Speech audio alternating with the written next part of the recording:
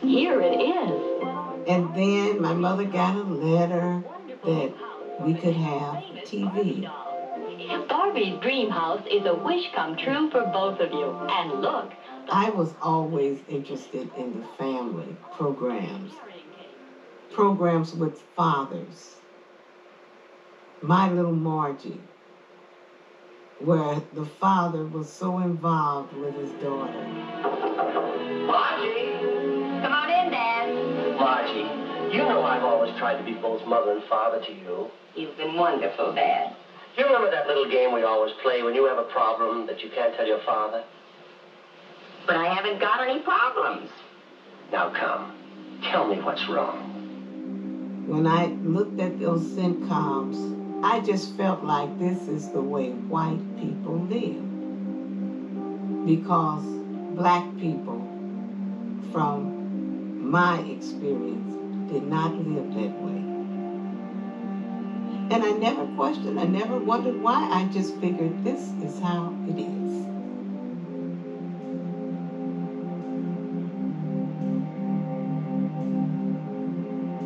We have our home here, and if the colored move in and run real estate values down, it's bound to create tension. And you will have, well, I think their aim is mixed marriages and becoming equal with the whites. Well, I just could not live beside them. I don't feel that they should be oppressed. But I moved here. One of the main reasons was because it was a white community. And that's the only place I intend to live. Public housing in St. Louis was always used as a segregation tool. The city did everything in its power in order to prevent what was called Negro deconcentration, that is, African Americans moving out of particular neighborhoods. Every project is imagined as a white or black project solely, and they're actually placed on the map in St. Louis in ways that deepen the pockets of segregation in one place or the other. It's a way to really radically separate whites from blacks in ways that no other kind of legislation or other tool had ever been able to do. Pruitt was settled in 1954, right after the Brown versus Board decision. And so very quickly, the projects had to be desegregated. And what happens is that whites actually just leave in droves, and it in effect becomes an all-black project almost immediately. So by the time you get to the Pruitt-Igoe moment, you have a city that is hyper-segregated, in fact, and a region that's hyper-segregated. The color line wound through a fractured city, cementing the widespread prejudice that inhabited backyards, boardrooms, and the halls of government. It was reflected in neighborhood property values, in the terms of mortgages, in the way realtors steered prospective buyers, and countless other tactics that preserved the racial barrier. Whites who chose to ignore the color line faced a severe financial penalty.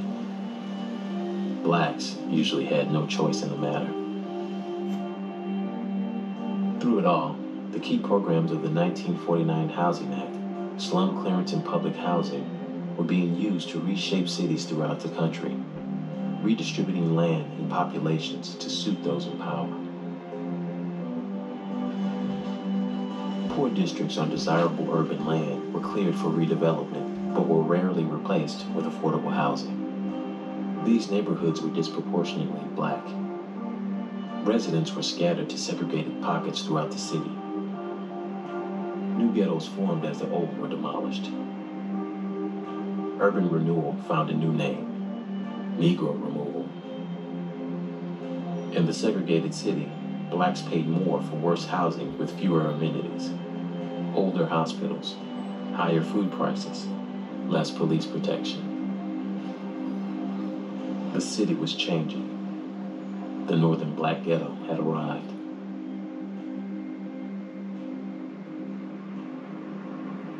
The urban economy in 1949 appeared very strong. Not only were the population of big cities peaking, but also their industrial production. So that it appeared that all you had to do was solve the housing problem, and there would be plenty of jobs within every big city.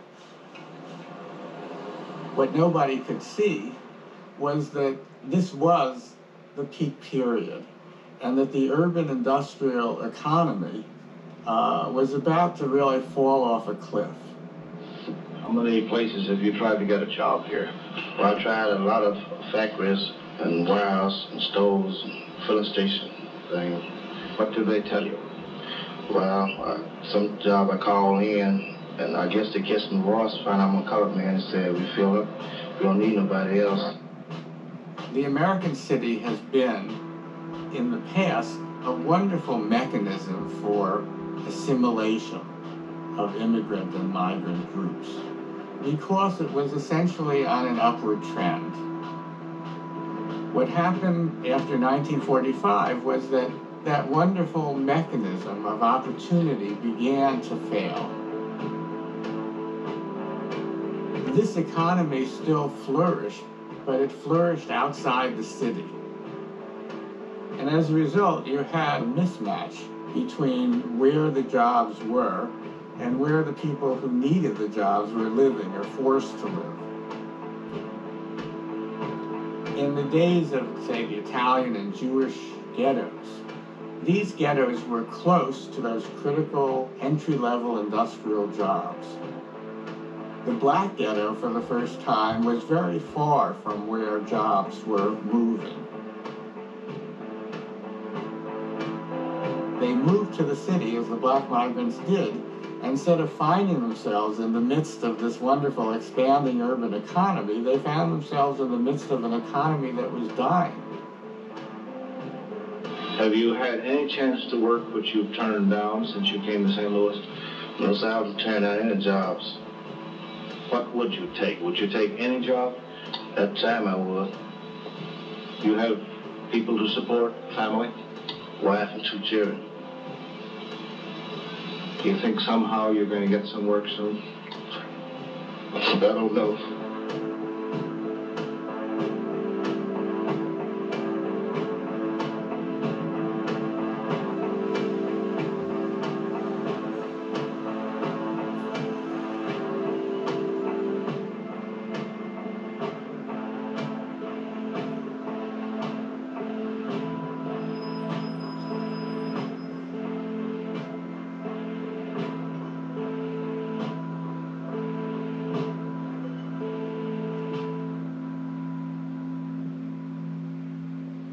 Now in the projects, everybody's wall was the same color.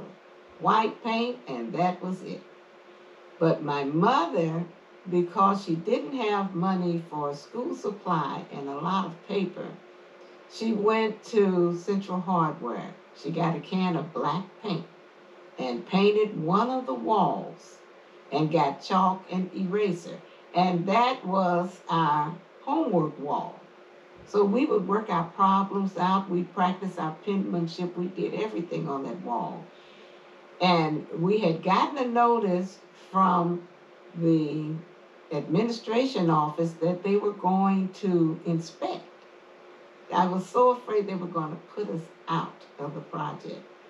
And when the lady saw that black wall, she said, "Mrs. Blair, what is this?"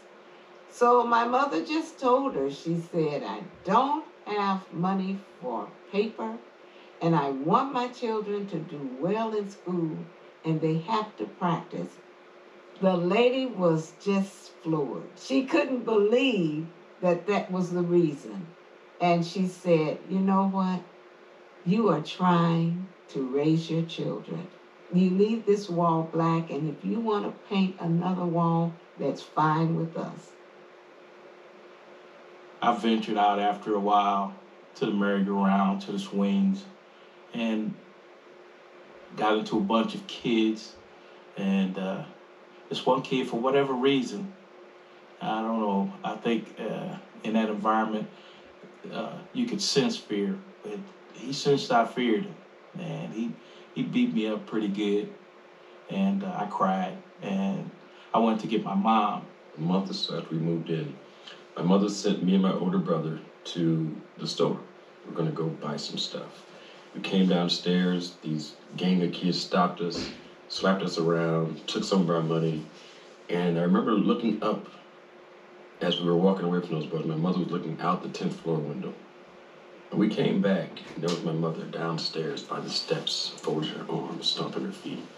She said, we walked up to her, she said, I saw what happened. She said, told my other brother, we're gonna go find that boy and you're gonna fight him. You're gonna fight him now. My mom, she knew what I was facing, I guess, looking back on it. She took me down, crying, looking for this kid.